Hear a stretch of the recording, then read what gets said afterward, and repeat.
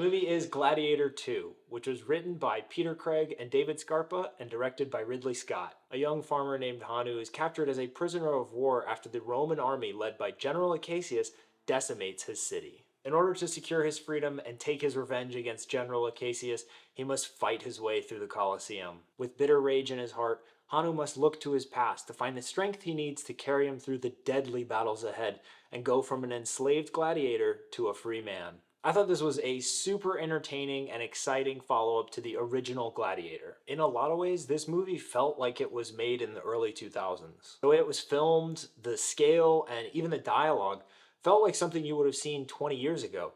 And I think that's one of the reasons that it actually worked well for me. This one felt really like a sequel that was released just a few years after the original. To me, I didn't really feel that much of the 20 plus year gap between the original and the sequel like I thought I would have. I will say there was a much more prevalent use of CGI in this one than the original, but I think part of that was because there were so many more animals in this one than there were in the original. Thankfully for the animals' welfare, there were very few live animals used in this one outside of some livestock and one very adorable little monkey. All the actors did a really great job. And while I think Denzel pretty much outshined everyone else, there was one actor I was actually very impressed with, and that was Joseph Quinn. This was just very different than any of the other roles I'd previously seen him in, and he did really such a great job as this evil, unhinged, and even bizarre emperor. That was another aspect that I really liked about this film, was how it showcased the weirdness of ancient Rome. There were a lot of grotesque and bizarre trends at the time, and this movie really just folded a lot of those oddities in. The opening battle was a major highlight for me. I loved a lot of the shots that they used at one point, even going below deck in one of the ships. And I also loved the exposition of the war machines that both sides used to attack and defend in the battle. One thing I've seen online is that a lot of people have gotten mad about some of the historical inaccuracies in the film.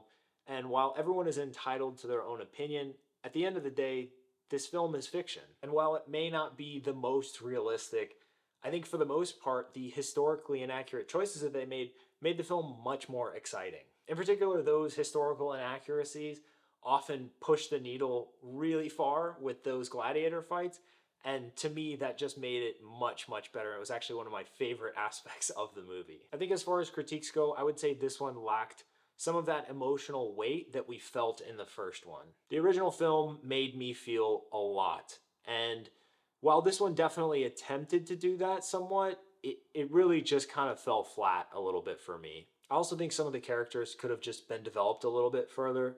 In particular, I really wish we got more of Pedro Pascal's character in this movie. He's so good in the film, and it felt like there was a lot more that they could have done with him, and I think it would have just made for an overall better watch. I know there were some pretty big cuts made to this movie, with one of the main actresses actually being cut out of the film entirely, so I wouldn't be surprised if this was a somewhat leaned out version of something that may have actually answered all of my critiques. All that being said, I think this is an awesome sequel that really complements that first film well. It takes the loose threads from the original and it ties it into a larger story that extends the narrative without making it stale. This is a film that you'll definitely want to see on the biggest screen possible, so go check it out in theaters while you still can.